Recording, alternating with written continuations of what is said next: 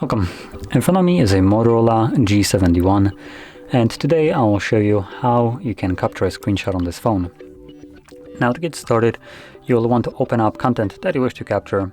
I'll be using settings as an example for this. And once the content that you wish to capture is open and visible on the screen, simply press and hold power key and volume down. As you can see, it will give you this pop-up right here that it has captured the screenshot. Now on here we have a couple toggles, which I'll do once again so you can see them for longer. We have edit, share, we have the Google Lens, delete, and scrollable option. And I wanted to also utilize the scrollable option. So by tapping on here, you can scroll a longer version of the screenshot, capturing way more. Obviously, there was a red square there to stop it from scrolling all the way down.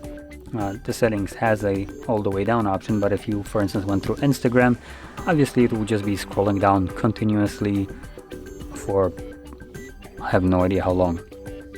So yeah, once you have captured your scrollable screenshot, if it overshot it, if you captured too much, you can edit it out, crop it, and all the screenshots that we have overly captured, we can find them in our photos. There we go. You can see them right over here. So there is the long version, then there is the normal one, and another normal one. Now going back to the editing, as I mentioned, if you captured too much of it, you can simply select edit right here, and then grab the edge, I believe. No, we first need to select crop, and then we can grab the edge and shrink it down to whatever you want.